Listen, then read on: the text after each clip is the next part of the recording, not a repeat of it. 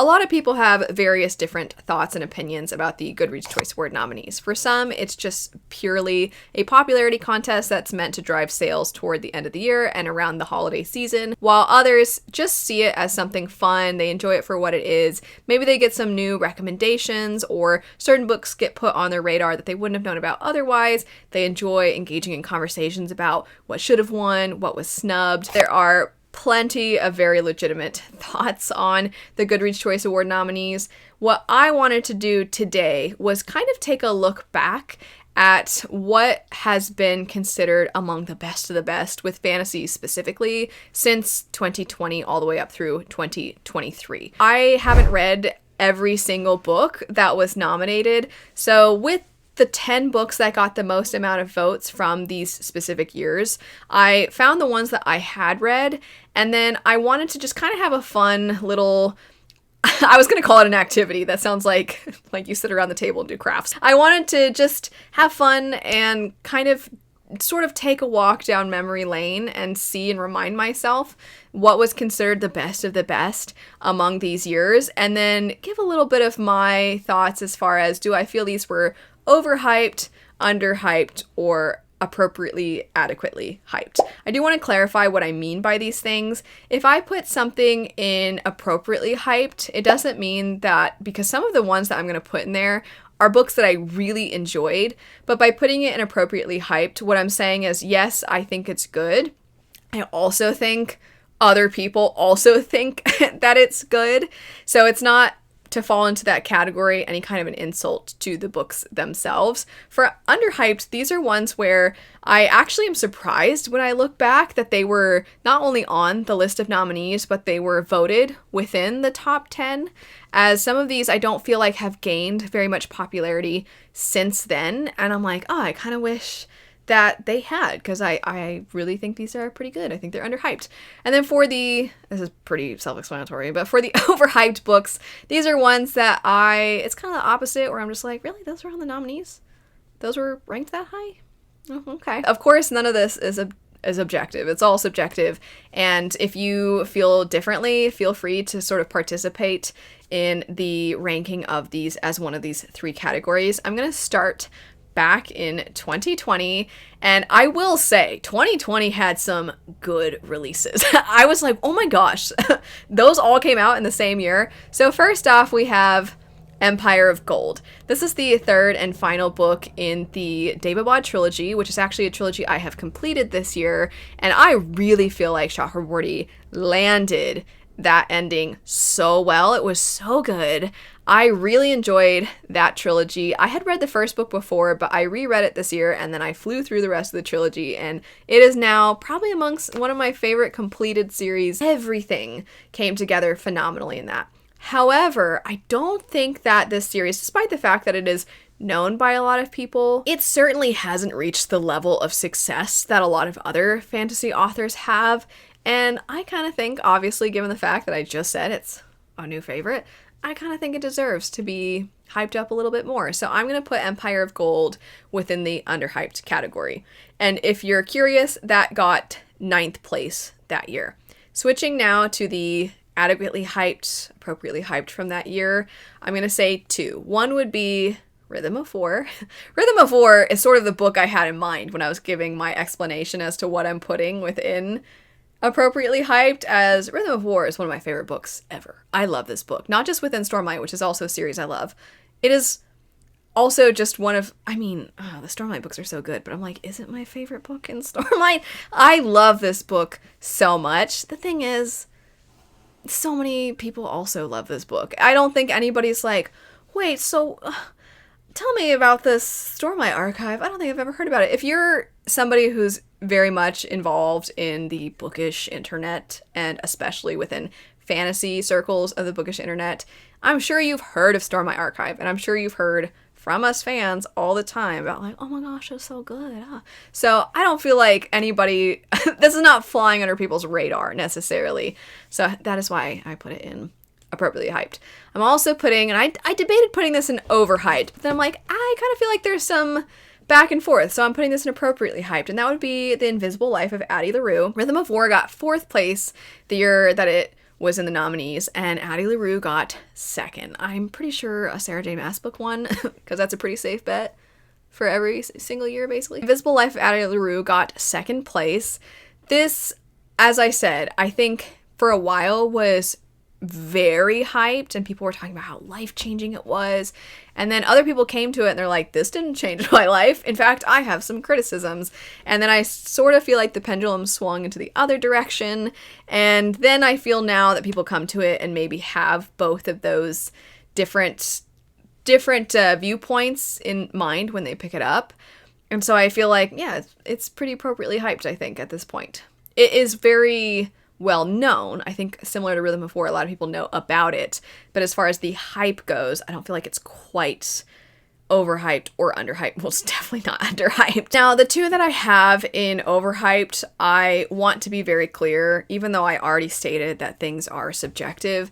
These two are just ones that didn't quite work for me. So maybe they're going to work for other people. The first one was in 7th place. The second was in 3rd place. And those would be Pure Nessie and The House in the Cerulean Sea. So House in the Cerulean Sea for a lot of people was so incredibly moving, especially because 2020 was such a difficult year. And this book, as many people have called it, is sort of like a warm hug. And a lot of people really needed that in 2020. Plus, even though I do often point to the Legends and Lattes as being people's introduction to cozy fantasy, I think for a lot of people, House in the Cerulean Sea was. I think the other feels more like an introduction for almost like sword and sorcery type of fantasy, whereas this one I feel like sort of pulled in people that read a lot of fiction as opposed to just fantasy. And it, of course, appealed to a lot of fantasy fans as well, but I feel like they sort of reached different audiences, and now they're both pretty popular. House in the Cerulean Sea is very popular, but they've both reached a lot of people, and there's a lot of overlap at this point. However, House in the Cerulean Sea, I do think is kind of overhyped. I don't think it's the best that cozy fantasy has to offer. I do recognize that it did help pave the way, so it was one of the first, and a lot of what I have read since that book, I think, was impacted and influenced by it, so I do want to give that credit. But it is very popular. It's very popular. And I think part of it is what I was touching on, that it has reached outside of just fantasy circles.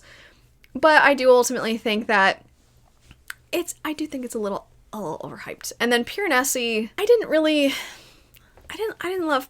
love this one. And I've noted before that part of it was that when I came to it, I was fully anticipating to have this experience, which I definitely think it provides. So I think that's true. But I expected to be a lot more moved by my experience. But the thought that I had while reading it and the direction I thought it was going, I was very moved. And then it turned out to not be what I thought it was. I was like, oh, that's far less moving. And now that I know that that's what it is, it kind of almost was a letdown in a sense. So I do, though, feel like people treat it like it's the most grand piece of art within literature, and I'm like, I mean, it was all right. Now moving to the year of 2021, I actually didn't have anything in the appropriately hyped category. I only had things with an underhyped and overhyped. So I'm going to go ahead and continue with the overhyped here. Under the Whispering Door, also another by the same author as House in the Cerulean Sea. This one especially, to me, I feel like it was kind of riding the coattails of the other, and I don't think it was as good as the other. I found the main character to be pretty annoying, and I felt like the love interest in the story sort of had to explain a lot of things to the main character that seemed like common sense for anybody that does even a tiny bit of introspection. So that was aggravating. I also just in general didn't love the plot itself, which isn't the book's fault. It was just not the kind of plot that I tend to gravitate toward, and when I picked it up, it was sort of a matter of I'm trying to go outside my comfort zone, because sometimes that can have really great results, and this just wasn't one of those instances. And this one, by the way, I believe was 2nd place that year, and I was like, what?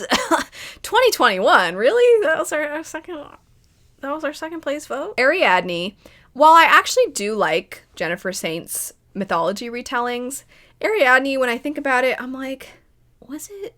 I mean, it was voted 5th place for that year. And I'm kind of like, I mean, I don't think so. All the ones that are in the underhyped category, I'm like, those ones were great. And there is one of them that was ranked higher than Ariadne. And I'm not just referring to them in relation to each other. It's just Ariadne, I'm like, I almost put this one in appropriately hyped, but then I'm like, It also confuses me because I feel like in the circles I'm in, I don't see a lot of love for these mythology retellings. So I kind of felt weird about this one. But I think the reason my instinct was to put it in Overhyped is because at the end of the day, At the end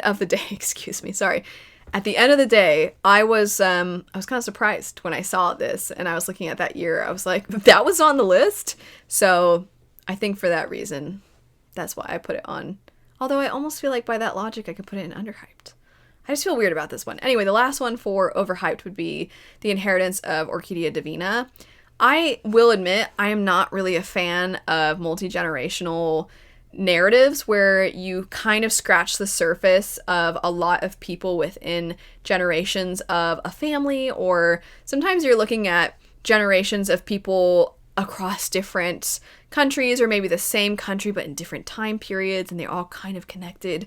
I don't tend to love those kinds of stories as a character-driven reader, as I find you don't really lock into the characters as much as I would like, hence why it's in the Overhyped category. It got 9th place that year. Now, switching to the Underhyped, I have Shadow of the Gods. I don't think it's underhyped within the circles I'm in, but as a whole, I feel like kind of what I was saying about Empire of Gold, I'm just like, I feel like I need this to reach more people because it's a cool series and I think a lot of people would really like it. And I, at the time I'm filming this, haven't yet read the conclusion, but it's out and I can't wait. I'm so excited. It was 10th place that year, so I feel like it's even underhyped in the year as far as where it was ranked. Anyway, that we also have Witch's Heart. I really like this one as far as mythology retellings go. I feel like this one is one of my absolute favorites. So for that reason, I'm like, I kind of think it deserves more love, especially when I compare it to things like Achilles. What's it called? Song of Achilles. Sorry. Song of Achilles, I'm like, really? That's the one that people are super in love with? Witch's Heart is so good. I feel like it's better. Personally, I feel like it's better. But anyway, that got 8th that year. And then She Who Became the Sun. That one, I'm actually surprised because I feel like this one, some people really love it and other people it doesn't work for, and then some people are like, what's that book? So I thought it was quite good, and I think it deserves a little more hype. It is historical fantasy, and if you're not really a fan of historical fantasy, probably not going to be your thing, but if you are, this one was quite well done. Now switching to 2022, this go around, I felt there were none of the books I'm going to mention were underhyped. So we'll start with the adequately hyped. The first would be Legends and Lattes. House in the Cerulean Sea for me is a little overhyped. This one, though, I quite enjoyed, and I don't think it's as hyped as the other. So for me, with those two things in combination, that is why I have it in this particular spot. I also put Daughter of the Moon Goddess in this spot. I really didn't know where to put this. This, similar to Ariadne, was one that I was like, not only did it get a place within the nominees, it was 6th place. Legends and Lattes was 8th, by the way. But Daughter of the Moon Goddess, I was like, I almost didn't think that many people liked it. But then since then, I feel like it's gotten a lot more attention. So this is one where if I really thought about it, I might change my placement, but it's not that big of a deal. So I currently have it in adequately hyped. Then I have The Very Secret Society of Irregular Witches. I was tempted to put this into underhyped just because I love it, but I was like, no, people know it exists. There are like, I think a couple 100,000 ratings for this one. So I'm like, yeah, it's not underhyped. People are aware about it, but I still was tempted. But this was 7th place in 2022. And then The Lost Metal by Brandon Sanderson, which was 9th place. I was actually kind of surprised it was 9th place until I was like, oh wait, even though it's book 4 of a series, and it's a series conclusion, because it's Era 2, it's almost like the 7th book in a series, so I'm like, that makes sense. And then for the overhyped category, I put The Atlas 6, which was 4th place that year. I was pretty shocked. And then last for this year, we have Babel, which was 2nd place. I didn't realize it was up so high. Babel to me was good, and I think it's tackling a lot of really, really, really important themes. I've said many a time, I don't feel that the themes are as well fleshed out as I would like. I don't think they quite dig in enough, and I don't think they showcase enough perspectives for how significant the themes are. However, I appreciate the themes themselves existing in this, and I thought that a lot of what was done within the book was very interesting. I just think that people spoke of it like it was the most profound thing they'd come across, and I was like, I actually would have wanted a little bit more. And then that leads us now to 2023. So this one I only had one book on the Underhyped, and I really stand by this. This was a very easy decision for me, and that would be The Adventures of Amina al-Sarafi. So actually, kind of starting and ending with S.A. Chakraborty books. Amina al-Sarafi was a lot of fun. When I first picked it up, I was like, because it's adventure fantasy, and it's definitely like, oh yeah, let's go, and it's fun. But I was at first kind of like, I might want a little bit more, but I will say I kind of got swept up in the adventure of it all, and I really liked the main character, and I really hope we get more books within this because it was such a good time, but I don't think it's quite as popular as some of the other ones we've talked about today. That was 8th place that year. For the adequately hyped, first up we have Fragile Threads of Power.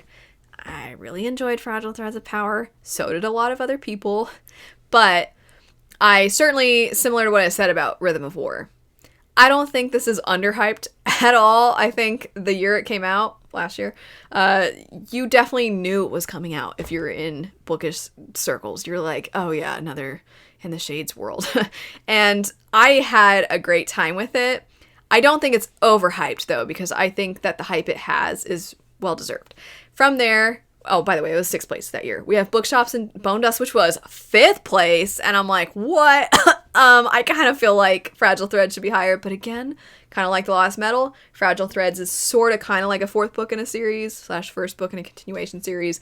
Whereas Bookshops and Bone Dust is a prequel that you technically, I think, depending on your view of this, you can read this separate from Legends and Lattes. I would say minus the very end, because that kind of goes back to the plot of the other one. But anyway, so this one, cute, fun. I think just like Legends and Lattes, I get the hype and I think it deserves it.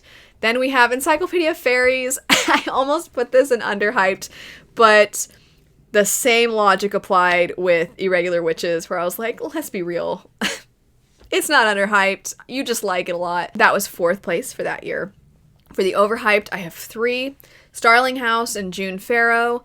I felt those were fine. They really didn't fit my tastes. That doesn't mean that they are overhyped necessarily. It's just, for me, I felt like they were a little overhyped. June Farrow specifically was 10th place that year. Starling House was 9th, so they were actually really close together. And it's funny because in my head, I get these two mixed up. You like one, there's a chance you might like the other. There are some parallels in the writing and the way the story unfolds that I'm like, oh yeah, I can kind of see. So it is kind of funny they were so close together that year. And then last, 2nd place would be Tress of the Emerald Sea. And I get it.